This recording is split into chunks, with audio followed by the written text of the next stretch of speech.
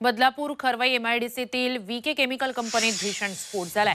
पहाटे 4:45च्या दरम्यानची ही घटना आहे। कंपनी बाहेर 2 टेम्पो उभे होते, त्यातील केमिकलनं आधी पेट घेतला, त्यानंतर संपूर्ण कंपनीत आग पसरल्याचं कामगारांनी सांगितलं। स्फोट इतका भीषण होता की त्याचे हादरे जवळपासच्या 4 ते 5 किलोमीटरपर्यंत जाणवलेत। या दुर्घटनेत कंपनीतील 4 ते 5 कामगार गंभीर जखमी झालेत, त्यांना रुग्णालयात दाखल करण्यात आलंय। आता आगीवर नियंत्रण मिळवण्यात अग्निशमन दलाला यश आलंय।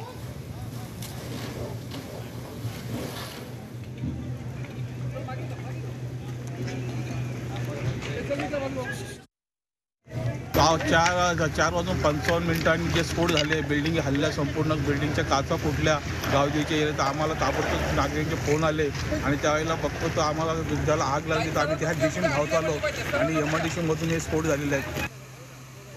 आणि या सगळ्या संदर्भात अधिकची माहिती आपले प्रतिनिधी चंद्रशेखर भुयार यांच्याकडून घेऊया। चंद्रशेखर, आधी ते टँकर मध्ये अमृत नोनी आर्थो प्लस ये एक प्रूवन फॉर्मूला है। इसमें मौजूद नोनी फल के गुण और आयुर्वेदिक जड़ी बूटियां शरीर को जरूरी पोषक तत्व देने के साथ साथ हड्डियों और जोड़ों के घिसने, उनमें होने वाले सूजन और दर्द को रोकने में मदद करता है। दर्द मुक्त जीवन के लिए अमृत नोनी आर्थो प्लस। केमिकलनं पेट घेतला, त्यानंतर आग पसरली अशी माहिती समोर येते। नेमकी अपडेट काय आहे आणि आत्ताची तिथली स्थिती काय? श्रुती, आता आगीवर नियंत्रण मिळवण्यात अग्निशमन दलाला यश आलेलं आहे। मात्र हा जो स्फोट झाला याची हादरे आहेत हे 4 ते 5 किलोमीटर परिसरात जाणवले आणि विशेषतः ही जी कंपनी आहे रेल्वे ट्रॅकच्या जवळ आहे, त्यामुळे काही काळ रेल्वे सेवा ही स्थगित करण्यात आलेली होती।